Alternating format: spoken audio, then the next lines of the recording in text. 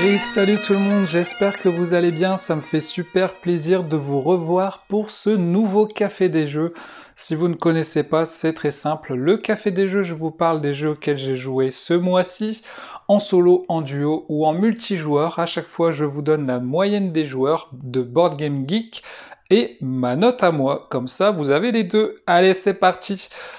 Je vais aussi à chaque fois mettre une petite lunette, la lunette d'or pour mes jeux préférés, la lunette d'argent pour les jeux au milieu de gamme, la lunette de bronze, pas de lunettes si j'ai pas du tout apprécié. Vous voyez, j'ai aussi des lunettes bleues et vert, alors je sais pas quoi en faire, donc si vous avez des idées sur ces lunettes, n'hésitez pas à me donner des idées. Allez, c'est parti les amis, on va commencer par le premier jeu et le seul jeu que j'ai joué en solo ce mois-ci. Eh bien, c'est Dead Cells, les amis. Pourquoi c'est le seul jeu que j'ai joué en solo? Parce que il est resté sur ma table. Il bloquait tous les autres jeux qui attendaient leur tour. Parce que j'avais envie d'avancer longuement dessus. Dead Cells édition collector, qui a été noté quand même 8,3 par les joueurs. Donc on va parler un peu de ça, on va parler de ce Dead Cells. Donc là, l'édition collector que j'avais backé sur Kickstarter à 112 € et qui se retrouve en boutique à 70 € je crois. Donc Dead Cells tiré du jeu vidéo et que là on va jouer en jeu de plateau. Donc roguelite, on joue, on meurt, on recommence, on meurt. On va regarder un peu ce qu'il y a derrière la boîte. C'est quand même une grosse boîte là. Ouais, il montre pas vraiment le matos, mais il parle du matos. Voilà, des jetons, des boîtes de rangement, des cartes de référence, etc. Donc, Dead Cells. On va en parler. Déjà, ce que je peux vous dire, il est noté 8,3, c'est une très bonne note. C'est sur 10, bien sûr, et au-dessus de 8, sachez que c'est des bonnes notes. Donc moi, je vais vous dire ma note que je lui mets directement. Je vais lui mettre une note de 8,8. Allez, je suis assez généreux parce que Dead Cells, finalement, je vous ferai un top 10 de mes jeux préférés cette année et clairement Dead Cells, il est dans ce top. Je pourrais même dire qu'il est dans mon top 3 des jeux de cette année, je pense, parce que pour les joueurs solo, ça marche très bien. Vous avez 3 cartes dans votre main pendant les combats et vous allez en jouer 2 tout simplement. Vous avez Serenade qui joue avec vous et qui va jouer sa carte aussi. Donc il y a vraiment cet aspect addictif. Quand vous commencez Dead Cells, vous n'avez pas envie d'arrêter, vous avez envie de continuer, vous laissez le jeu sur votre table, vous allez essayer d'aller le plus loin possible, vous allez mourir, recommencer, mais débloquer à chaque fois des cartes. Il y a tous ces nouvelles sensations que vous allez découvrir en découvrant de nouvelles cartes que vous allez débloquer. Et ces nouvelles cartes, c'est pas forcément que des cartes qui vont aller dans votre deck pour vous améliorer. Il y a pas mal de petites choses, je sais pas si j'ai le droit de vous le dire parce que ça peut vous spoiler, mais vous allez débloquer aussi d'autres choses pour vous aider et vous allez même débloquer des ennemis. Donc ça c'est cool. Donc voilà, il y a plein de choses à débloquer et à chaque fois vous allez être de plus en plus loin, vous allez devoir faire des choix, où est-ce que je vais, est-ce que je vais par là, par là. Et puis quand vous allez battre le premier boss, vous allez encore débloquer de nouvelles missions. Donc vraiment, j'ai vraiment apprécié Dead Cells parce que c'est vraiment, je retrouve des sensations de joueur de jeux vidéo dans mon jeu de plateau et c'est ça que je recherche dans les jeux finalement. Et là, je lâche ma manette, je lâche mes écrans, je me lance mon jeu de plateau en solo, voilà. Alors attention, à mon avis, c'est que en solo parce que ce jeu, j'y ai pas joué à plusieurs. D'ailleurs, je me vois peut-être bien jouer à 2 ou à 3, mais pas à 4. À 3, je sais même pas, parce que tu joues qu'une seule carte chacun, donc je sais pas trop. En tout cas, en tant que joueur solo, c'est un jeu que j'ai beaucoup apprécié, le matériel est plutôt cool. Donc voilà, au niveau des points positifs, bon matériel, bon petit jeu assez addictif. Voilà, des bons petits. On retrouve des missions et des ennemis du jeu vidéo, etc. Donc franchement, j'ai bien apprécié jouer ce mois-ci, je suis resté dessus et j'ai envie de continuer à jouer dessus. Donc voilà, il fait partie de mes top jeux de l'année. Maintenant, je vais vous parler des défauts du jeu quand même, parce qu'il y en a. Premièrement, on va parler des règles, parce que, oh là là, en fait, le livret de règles est pas très grand, il fait que 20 pages, donc au début, tu te dis, bon bah ça va en fait, le livret de règles, tranquille. Sauf qu'en fait, tu commences à jouer, et là tu commences à te poser une question. Tu dis, mais attends, cette rapière, ils disent le vide, c'est quoi le vide? Tu vas chercher dans le livret de règles, tu vas pas trouver. Ensuite, tu vas continuer, tu vas jouer avec Sérénade et tout, tu dis, attends, c'est d'abord Sérénade qui joue ou c'est moi qui joue? Est-ce que je dois voir ces cartes? Tu te poses ces questions, tu vas dans le livret de règles, tu trouves pas. Ensuite, tu vas... en fait, à chaque fois, tu vas te poser des questions pendant ta partie, et tu n'auras pas les réponses dans le livret de règles. Et là, tu vas te dire, tu as le symbole des joueurs, tu as un symbole qui représente les joueurs. Ce symbole n'est pas expliqué dans le livret de règles. Tu as plein de trucs comme ça qui manquent dans le livret de règles. En fait, je pense qu'il manque, je sais pas, 5-6 pages dans le livret de règles pour expliquer des choses, pour expliquer des trucs qui manquent.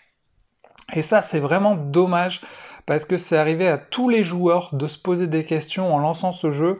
Donc la plupart se sont dit, bon, bah on va faire comme ça et puis c'est tout. Ça va pas vous bloquer pour jouer, vous allez quand même jouer, mais vous allez être sans réponse. Et heureusement, ils ont sorti une FAQ en français là pour expliquer pas mal de points de règle, voire des errata sur un plateau d'un personnage, il y a un -1 alors qu'il n'est pas censé l'avoir. Sur certaines cartes, il y a quelques petites fautes.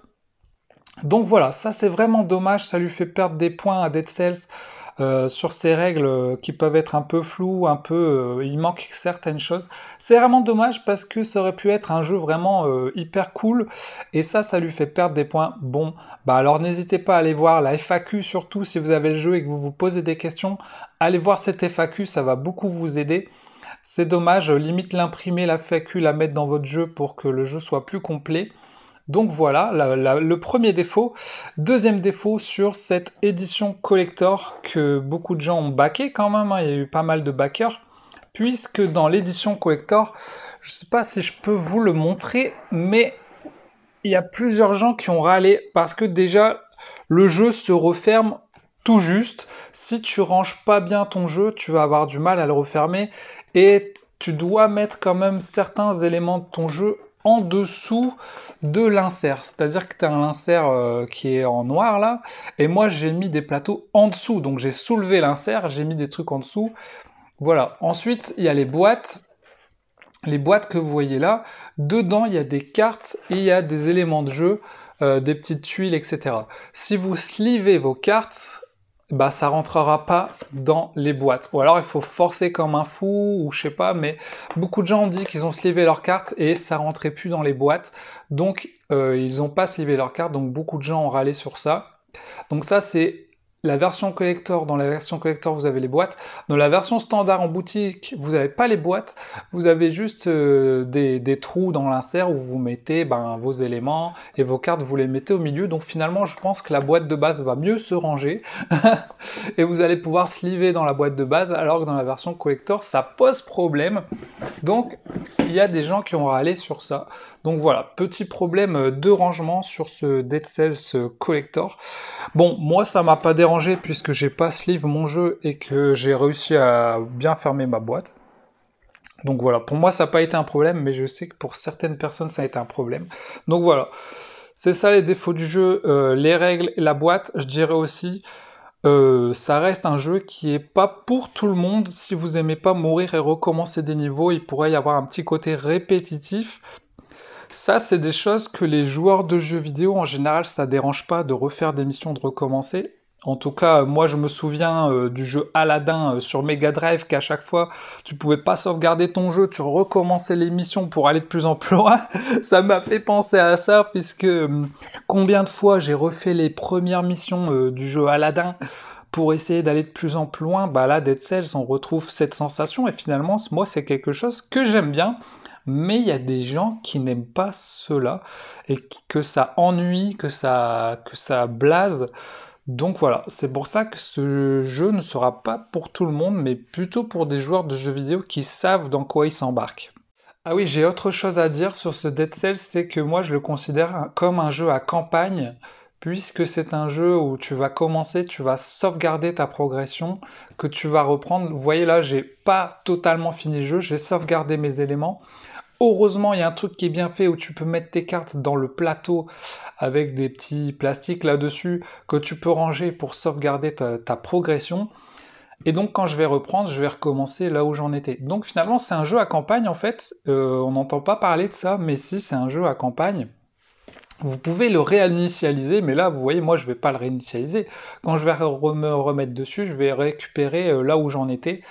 Donc voilà, ça peut se considérer comme un jeu en campagne, et une fois que vous avez fait les 3 boss et fini toutes les missions, bah vous avez fini, on va dire, entre guillemets, la campagne, quoi, grosso modo.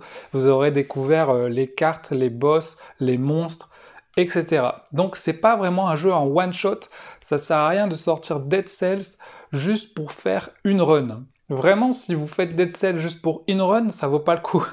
Vous allez vouloir enchaîner plusieurs runs et vous allez vouloir revenir dessus plus tard. Donc pour un joueur solo, c'est très bien parce que vous allez jouer quand vous voulez à votre jeu. Par contre, si vous êtes en multijoueur et que vous lancez une campagne en multijoueur, il va vous falloir faire beaucoup de soirées ensemble pour avancer dans le jeu, et du coup, ça sera peut-être plus compliqué. Mais en tout cas, voilà, c'était important de le savoir. Et donc, pour ce Dead Cells, d'ailleurs, je lui décerne une lunette d'or. Et oui, ça vaut le coup, une petite lunette d'or pour ce Dead Cells, ça fait hyper plaisir. Les amis, on va passer à un deuxième jeu que j'ai joué à 3 joueurs ce mois-ci. Regardez la note de ce jeu, 9,2, c'est l'Ordre de Veil Deck Building. Je ne possède pas ce jeu, effectivement, j'ai joué avec Alex des Jeux en Cravate. On a fait une vidéo dessus, je vous invite à aller la voir, c'était trop bien.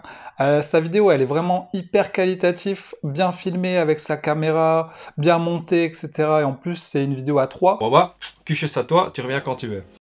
On joue quand même, la vidéo dure 1 heure et on arrive à rester concentré sur la vidéo, je trouve. Il n'y a pas vraiment de moment de pause et tout, donc la vidéo est super cool. Et franchement, j'ai joué avec Alex et son fils, et c'était vraiment super, on a passé un bon moment, ça m'a donné envie d'acheter le jeu, et les points négatifs que j'avais ressentis sur cette première partie, ils vont être corrigés dans une extension qui va arriver. Alors c'est dommage que ce soit une extension et pas un standalone, parce qu'ils m'auraient sorti leur prochaine extension en standalone, je l'aurais carrément pris. Mais là du coup, il faut prendre une boîte de base plus l'extension. Donc bon, ça revient cher au final. Mais en fait, l'extension va ajouter une plus grande map, des nouveaux persos, des nouveaux boss, des trucs que tu vas pouvoir mettre sur la map, une campagne carrément avec une histoire, donc je trouve que ça peut être vachement intéressant avec l'extension. Mais en tout cas, le jeu de base, je le trouve assez intéressant puisque ça reste un jeu pas non plus excessivement cher. Il me semble que c'était 60-70 euros, je crois, la boîte de base. Donc on est en dessous de 100 euros et on a quand même pas mal de monstres et de personnages dans le jeu. C'est un jeu avec un plateau finalement et tu vas jouer tes personnages. Là on avait un personnage chacun à 3, ça se joue hyper bien puisqu'on a chacun un perso. Voilà, là Alex il avait un guerrier, son fils il avait un assassin, moi j'avais un pyromancien soigneur. Donc on s'entraidait les uns les autres, on joue avec des cartes en mode deck building. C'est super intéressant qu'ils aient mis ce système de tes vies, c'est tes cartes en fait. Donc si t'as plus de cartes, t'es mort. Donc quand tu prends des dégâts, tu vas retirer des cartes de ta main que tu vas mettre en blessure. Donc non seulement tu vas perdre de tes cartes de ta main, donc ça peut te gêner, mais ça peut aussi t'aider en fait. Parce que ça veut dire que tu peux réussir à enlever des cartes qui te gênent dans ton deck, qui sont peut-être pas puissantes. Tu vas être blessé, tu vas les enlever en fait. Donc c'est super intelligent ce système où tu vas être blessé, peut-être que ça va t'embêter ou peut-être que ça va t'aider. Voilà, un système où tu te déplaces sur la map. Et c'est aussi intéressant, c'est que moi j'adore les jeux en général un peu donjon crawler avec des figurines. Et là on est sur un jeu sans figurines. C'est que des cartes, mais tes cartes tu vas les utiliser, en tout cas tes cartes de personnages. Tu vas te déplacer avec sur une map comme si c'était des figurines. Finalement ça aurait pu être des figurines. Sauf que les monstres, ils ont des pouvoirs, donc sur leur carte, il est marqué leur pouvoir. Donc ça, c'est cool, les monstres ont des pouvoirs différents, etc. Et même si c'est un jeu où il n'y avait pas de figurines, ça m'a pas dérangé de ne pas avoir de figurines. À la limite, on en aurait pu avoir pour nos héros, mais voilà, c'est un jeu sans figurines et je trouve, ben voilà, ça m'a pas manqué, donc je trouve ça aussi intéressant. Voilà, en tout cas, c'est un jeu qui a été très apprécié par la communauté des joueurs, etc. Donc moi j'ai beaucoup apprécié aussi. Je vais pas lui mettre de notes malheureusement parce que J'y ai joué qu'une seule fois chez Alex. D'ailleurs, ben, moi je passais à Bruxelles, Kumquat, elle se faisait tatouer à Bruxelles. Donc moi je l'ai accompagnée, mais comme elle se faisait tatouer pendant 4-5 heures, je savais pas trop quoi faire de ma journée. Et au début, j'allais me promener dans Bruxelles et finalement, on a pu se rencontrer avec Alex. Il m'a accueilli chez lui et on a pu jouer au DV Dead Binding. Donc le jeu est quand même long, hein, parce que nous on a joué au moins 4 heures je crois. Donc si tu fais les trois, en fait à chaque fois tu vas faire un affrontement contre des ennemis, un deuxième, un troisième et après un boss. Si tu fais tout, ben ça va te mettre toute la journée quoi. Donc c'est peut-être le défaut du jeu qui est assez long quoi. Voilà, mais j'ai beaucoup apprécié ce jeu. Malheureusement, je l'ai pas acheté parce que à peu près en même temps, j'ai acheté Slay the Spire. Donc j'ai été sur Slay the Spire et je me voyais pas acheter ce deuxième jeu en même temps. Donc voilà, il faut faire aussi des choix, mais en tout cas, ça m'a fait super plaisir. Et si quelqu'un me repropose une partie dessus, ben avec plaisir. Et puis peut-être qu'un jour, je me le prendrai, pourquoi pas. En tout cas, voilà, je vais pas lui mettre de notes, mais je lui mets une lunette d'or aussi. C'est un jeu de l'année, je pense aussi, de cette année 2024. On s'en souviendra et on en reparlera, je pense. Ensuite, les amis, on passe au jeu joué en duo. Et en duo, j'ai joué à Skyteam, très intéressant puisque c'est un jeu en coopération. Voilà, coop à 2, donc c'est que à 2 et en coopération, qui est noté 8,2. C'est un jeu qui a très bien marché et qui d'ailleurs, édité chez Scorpion Masqué, c'est un peu le jeu, je trouve, qui a fait décoller Scorpion Masqué, parce que, en tout cas, moi, je connaissais pas trop, j'avais pas fait très attention à Scorpion Masqué avant. Et quand il y a eu Skyteam, tout le monde en a parlé et Scorpion Masqué a décollé. Et vous voyez qu'ils ont fait un jackpot puisqu'ils ont aussi fait Dead Cells. Donc bravo à eux les amis, vous avez fait fort avec Skyteam et Dead Cells. Donc Skyteam noté 8,2, j'y ai joué avec Kumquat, on a joué à 2, et j'ai joué aussi avec Jack Seller. Sur la chaîne, on a fait un petit live, on a joué sur Board Game Arena à Skyteam, on a essayé de se poser. Donc c'était cool, je vous invite à aller le voir. C'est vrai que si tu vois prendre l'avion avec tes lunettes de soleil, il serait tenté de penser que c'est Gilbert Montagnier qui pilote. Et bah voilà, ça se trouve comme ça. Il y en a un qui va jouer le pilote, un qui va jouer le copilote. Le but, tout simplement, est de faire atterrir l'avion. Donc, vous allez devoir lancer des dés et placer vos dés sur les cases en fonction de si vous êtes pilote ou copilote. Et il va falloir être en harmonie avec la personne avec qui vous jouez pour placer vos dés, sachant que vous ne pouvez pas beaucoup parler entre vous. Donc voilà, il y a un petit peu de hasard avec les dés, il y a un petit peu de logique où vous allez placer vos dés, parce qu'il y a certains endroits, il faut placer à peu près le même chiffre. D'autres, il faut placer des chiffres en fonction de si vous voulez aller vite ou pas. Vous allez devoir ouvrir vos volets de votre avion pour le faire atterrir et en même temps retirer des avions qui vont arriver. Et il y a un peu une course contre la montre, puisqu'à chaque fois, ben, vous avez que je sais plus combien de tours, 12 ou 13 tours pour atterrir, un truc comme ça. Mais voilà, vous voyez, vous avez plein de trucs à faire. Donc moi, c'est pas un thème qui m'attirait particulièrement. Kumquat non plus. Quand je lui ai dit, ça te dit de jouer à ce jeu-là, elle m'a dit non, non, j'ai pas envie de jouer à ça. Parce qu'elle s'en fout des avions. Moi non plus, je m'en fous des avions. Mais comme je savais que le jeu avait cartonné, que tout le monde aimait bien, j'avais envie d'essayer, quoi. Donc je lui ai fait jouer, et puis finalement elle a plutôt apprécié ça, alors qu'elle n'était pas trop partante pour jouer. Parce qu'une fois que vous avez compris les règles de placement des dés, bah, ça se joue assez facilement. Et moi je trouve que c'est un jeu, c'est pas forcément un jeu que j'ai envie de poncer à l'infini, mais c'est un jeu que je trouve appréciable à faire découvrir à des gens, en fait, finalement. Et c'est un jeu surtout en coop, donc on n'en a pas tant que ça des jeux en coop, donc c'est cool de pouvoir voir un jeu en coop.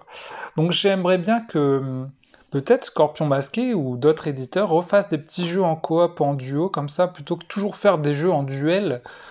Moi, j'achète rarement les jeux en duel parce qu'avec Kumquat, on n'a pas le même niveau. Donc là, le fait de faire des jeux en coop comme ça, c'est trop cool parce que je peux l'aider un peu et une fois qu'elle a compris, ben voilà, je la laisse se démerder et ça nous fait des petites soirées en coop. Et ça, c'est plutôt cool pour les couples. Donc, Si vous êtes un couple, c'est le genre de jeu qui peut être cool. Et si vous êtes un joueur, vous pouvez faire découvrir à votre compagnon ou votre compagne. Donc voilà, moi je vais lui mettre la note de... Je vais lui laisser sa note, je trouve qu'il a une note, c'est une note plutôt cool. Je lui mettrai pas au-dessus parce que moi c'est pas un thème qui m'intéresse, les avions. Donc voilà, après il y a des gens qui aiment bien. Je vais lui mettre une lunette d'argent. C'est un bon petit jeu en coop. Maintenant, c'est pas mon jeu préféré, comme je dis, à cause du thème, c'est dommage. Et qu'est-ce que je pourrais lui reprocher comme défaut? Je sais pas. J'avoue là, pour l'instant, je sais pas. Mais c'est surtout le thème, quoi. Voilà. Et puis c'est un jeu que à 2 joueurs, donc si vous êtes plus ou moins... Mais il y a quand même un mode solo, il me semble, faudrait que je le fasse pour essayer. Je crois qu'il existe un mode solo dessus. Voilà pour SkyTeam. Et nous continuons dans les jeux joués en duo avec, dans la tête de Sherlock Holmes, un Unlock Short noté 7.9 par les joueurs. Donc Unlock Short, moi, c'est quelque chose que j'adore faire avec Kumquat parce que pareil, c'est un jeu en coopération qui peut se jouer en duo ou à plus. Mais vous voyez, ça peut même se jouer à 6. J'ai jamais fait d'unlock à 6, mais je les ai toujours fait en duo. Les unlock short, je les ai tous. J'ai même fait un classement sur mes unlock short, donc je vous invite à aller le voir aussi en vidéo. Et celui-là, il a des bonnes idées parce que, comme le titre l'indique, on va se retrouver dans la tête de Sherlock Holmes, on va devoir mener une enquête, et sur l'application, parce que ça se joue avec une application, donc faites attention si vous n'aimez pas les jeux à application. Dans l'application, on va vraiment voir la tête de Sherlock Holmes. Quand vous allez devoir parler à quelqu'un, vous allez appuyer sur sa bouche dans l'application. Quand vous voulez voir, écouter ou réfléchir, voilà, vous allez devoir utiliser la tête de Sherlock Holmes. Donc ça, je trouve que c'est une très bonne idée. Sur ce petit unlock, ça m'a fait plaisir de découvrir cette petite idée. L'enquête est plutôt rigolote, intéressante, c'est un peu du déjà vu, mais bon, voilà. Par contre, nous, déjà, bon, c'est le genre de jeu, il faut jouer quand vous êtes en forme. Nous, on était assez fatigués parce qu'on avait marché toute la journée, donc on n'a peut-être pas apprécié autant ce Sherlock Holmes qu'on le pouvait. Aussi, j'ai vu une petite coquille à un moment où il devait être écrit Vengeance et il était écrit Engeance. Donc, je vous le mets en photo, mais dommage. Également, à un moment, il y avait un truc où il fallait tourner la tablette. Alors nous, on tournait la tablette, ça marchait pas en fait. Donc on a galéré sur ça. On était bloqué à cause de ça. En fait, il fallait pas tourner la tablette, il fallait appuyer sur la flèche droite ou gauche qu'il y avait sur la tablette, mais je trouve que c'était pas forcément bien indiqué. Donc ce serait bien d'écrire peut-être sur l'application, veuillez cliquer gauche ou droite, parce que sinon toi t'es comme un con avec ta tablette, parce que dans certains unlocks il faut bouger la tablette, ou la faire trembler par exemple, donc voilà, mais des fois c'est pas forcément bien indiqué, donc ça nous a un peu perdu. Voilà, il y a un moment aussi où on était un peu perdu, donc voilà, on n'a pas forcément apprécié plus que ça ce Sherlock Holmes. Dommage, peut-être que je le referai dans quelques années en étant plus en forme. Donc moi je vais lui mettre une note. C'était pas du tout mon unlock short préféré. Je vais lui mettre la note de 6.5 parce que je le classe en dessous de mes 4 unlocks préférés qui étaient Pirate, Venise, le truc de KPDP et il y en avait un quatrième, les Peaky Blinders, là, les trucs comme ça. Allez voir ma vidéo, j'ai fait un classement, mais celui-ci est pas dans mes préférés, voilà, je le classe en dessous des 4 meilleurs. Mais voilà, ça fait toujours plaisir. On a envie d'en avoir plus, c'est dommage qu'il y en a qu'un qui sort, mais ça pourrait être bien qu'ils sortent genre des packs de 3 unlock short en même temps, ça pourrait être cool, parce qu'on a toujours envie d'en découvrir plus. Donc voilà pour ce Unlock Sherlock Holmes. N'hésitez pas à me dire si vous y avez joué et lesquels vous avez joué comme Unlock Short. Du coup, pour ce Unlock Short, je ne lui décerne pas de lunettes, malheureusement. Nous passons à la suite, les amis. Allez, on va passer à Five Tribes, qui est noté par les joueurs 7,8.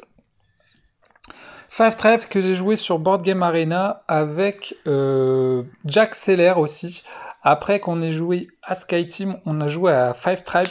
Est-ce que tu sais ce qu'est un dromadaire sans tête, sans queue et sans pattes? Une bosse.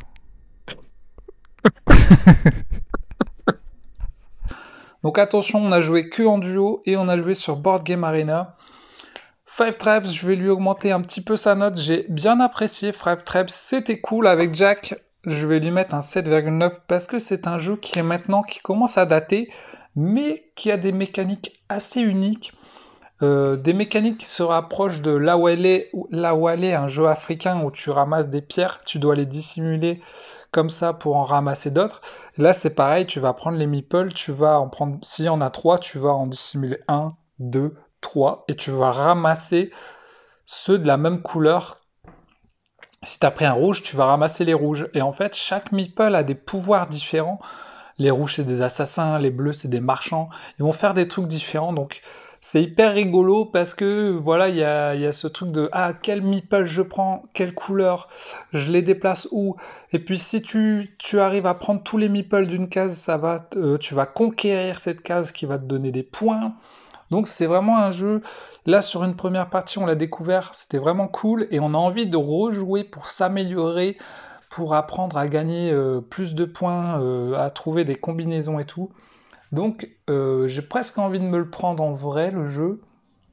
Mais je sais pas s'il y a un mode solo par contre. Je pense pas que ça se joue en solo, mais... Et je pense pas que je trouverai des gens qui jouent avec moi à Five Tribes, mais en tout cas, j'y rejouerai volontiers sur Board Game Arena. Maintenant, les parties, c'est quand même 1 heure ou un truc comme ça. Et ça peut être marrant de jouer à plusieurs aussi. En tout cas, j'ai bien apprécié ce Five Tribes. Donc je sais pas ce que je pourrais dire comme défaut. Après, il y a l'air d'avoir quand même pas mal de choses parce qu'il y a les meeples qui peuvent donner des points. Tu peux débloquer des jeans aussi qui vont te donner des pouvoirs. Enfin, tu peux être un peu perdu si t'es joueur débutant, début initié. Parce qu'il y a quand même pas mal de choses, mais les mécaniques restent assez simples. Tu prends des meeples, tu les déplaces, tac, tu fais un pouvoir. Et sur Board Game Arena, c'est cool parce que ben il te fait vraiment ça automatiquement. Il te dit voilà, ça te fait ça comme pouvoir, tu débloques ça, tu gagnes autant de points. Ça te compte tes points à la fin, donc ça c'est vraiment cool. Par contre, je suis sûr que tu prends beaucoup plus des plaisirs à déplacer des vrais meeples que sur Board Game Arena à galérer à les déplacer. Mais en tout cas, j'ai bien aimé ce Five Tribes et ça me ferait plaisir de faire une partie en vrai. J'essaierai d'en faire peut-être dans une boutique de jeux ou autre. Voilà pour ce Five Tribes, je vais lui donner une lunette d'argent pour le Five Tribes. Voilà.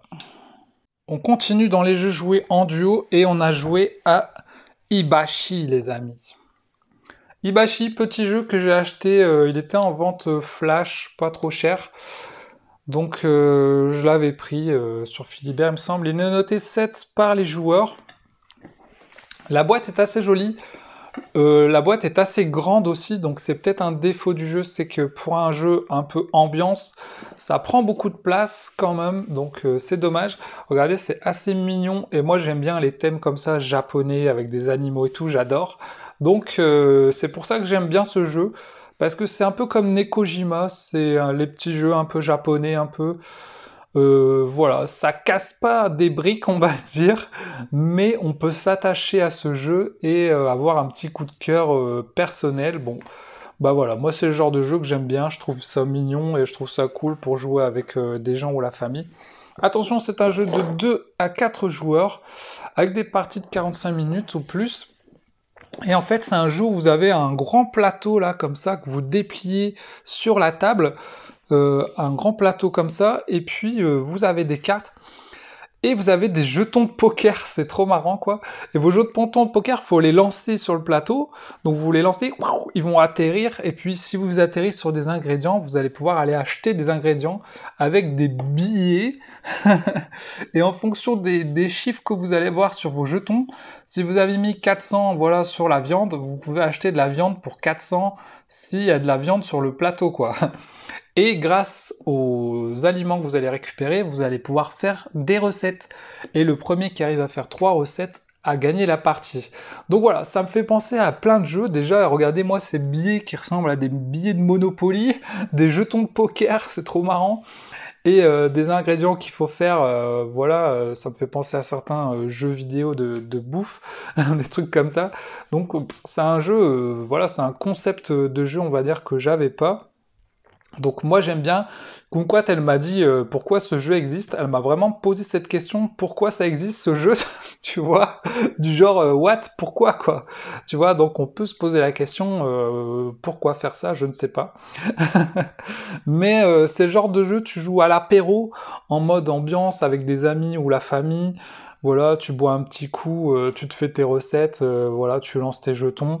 Voilà. C'est pas un jeu pour se prendre la tête, voilà, c'est un jeu qui peut être rigolo, surtout que tu lances tes jetons, si quelqu'un les lance derrière et pousse tes jetons, ça va t'embêter, donc tu peux t'embêter les uns les autres. Donc il est noté 7, et moi je vais lui mettre je vais augmenter un petit peu sa note, parce que moi j'aime bien, mais c'est pas du tout un jeu indispensable dans la ludothèque. S'il est là ou il est pas là, c'est pas très grave, tu vois. Donc c'est pas un indispensable, mais j'y rejouerai avec plaisir, avec plusieurs, sûrement à 4. Là on est à jouer que à 2. Ça me ferait plaisir de jouer à 4 avec des enfants, etc. Avec les nièces. Donc voilà, je lui mets des petites lunettes de bronze. Voilà, petites lunettes de bronze pour ce Hibachi, mais en tout cas, sachez que j'ai quand même bien aimé. Donc en défaut, voilà, la boîte qui est un peu grande, et puis c'est un jeu, voilà, où il faut lancer des trucs, tu peux pas jouer partout à ce jeu. Nous on a carrément joué dans le canapé, mais du coup il y a des jetons qui sont tombés en dessous du canapé et tout, enfin, le bordel quoi. Et sinon, voilà, lancez vos jetons sur le plateau, ils permettent d'acheter des ingrédients, et vous devez être le premier à réaliser 3 recettes, tout simplement. Voilà pour Hibachi. Allez, dernier jeu pour ce café du jeu, même si j'ai joué à d'autres jeux, mais je parle pas forcément de tous les jeux, parce qu'il y en a que j'ai déjà parlé, ou il y en a que j'ai envie de rejouer avant d'en parler. Mais hélas, le jeu c'est Cracklist, qui est noté 6,6 par les joueurs. Donc Cracklist est un jeu d'ambiance que j'ai offert à mon beau-frère pour son anniversaire. J'y avais jamais joué, donc je sais pas, je lui ai offert ça. Et en fait, on a joué en famille, et ça a bien marché, parce que c'est une sorte de petit bac Uno où, grosso modo, il faut trouver, si par exemple vous avez un thème, ingrédients de pizza, vous avez des lettres dans vos mains. Si vous avez la lettre T, bah vous dites tomate, hop, vous posez votre lettre. Le but est de ne plus avoir de cartes. La personne suivante, pareil, elle va devoir trouver un ingrédient avec les lettres qu'elle a, etc. Mais elle va pouvoir aussi jouer des cartes en mode Uno, genre tu passes ton tour, ou tu changes de sens, ou je change de thème. Voilà, tout simplement, c'est ça le jeu. Pizza qui existe ou pas. Ah. Ou pas. Un nom de pizza. Nom de pizza qui existe ou pas. Non a BFL. La margarita. Et je trouve que ça marche très bien en famille, parce que c'est le genre de jeu pas trop compliqué, qui peut plaire à tout le monde. Donc j'augmente sa note, 7,5. Je pense qu'au fur et à mesure, il va peut-être devenir un peu un indispensable, ce jeu, parce que comme je dis, c'est un jeu qui peut marcher en famille. Nous on a joué avec ça allait d'enfants de 12 ans à des personnes de 70 ans, tu vois. Et en fait, ça, c'est le genre de jeu qu'on cherche en famille, et surtout qu'on était 8 et plus, je crois qu'on était 10, 11. Donc on a même fait des petites équipes de 2 joueurs, parce que c'est dur de trouver des jeux à 8 joueurs et plus, en fait. C'est pas évident. Moi, quand on me dit on fait une soirée, on est 8, voire 10, j'ai du mal à trouver des jeux dans ma ludothèque pour 8 joueurs et plus. Souvent, les jeux que j'ai, c'est 5-6 joueurs. Et là, Cracklist, il est marqué 8 joueurs, mais on était même en équipe de 2, en fait, pour pouvoir jouer à plus. Donc voilà, et ça se joue avec des cartes, donc tu peux jouer tout autour d'une table après un repas. Donc je trouve que ça marche très bien, et c'est pour ça que je lui augmente sa note. Donc pour Cracklist, je vais lui mettre quand même une lunette d'argent, parce que je pense qu'il est un peu sous-estimé, et qu'il va monter en puissance sûrement pour Noël. Je sens qu'il va peut-être bien se vendre. Et voilà les amis, je pense qu'on a fini ce café des jeux. Ça fait plaisir de vous revoir, vous m'avez manqué, j'étais parti en vacances là. Et ça m'a fait plaisir de refaire un petit café des jeux pour vous retrouver. Je vous fais des gros bisous, merci encore aux membres soutiens de la chaîne. On se retrouve aux prochaines vidéos. Vous pouvez suivre, il y a plein de vidéos sur la chaîne si vous êtes nouveau. Je vous fais des gros bisous, on se retrouve à d'autres vidéos. Allez, salut tout le monde et profitez bien de vos jeux. Salut tout le monde.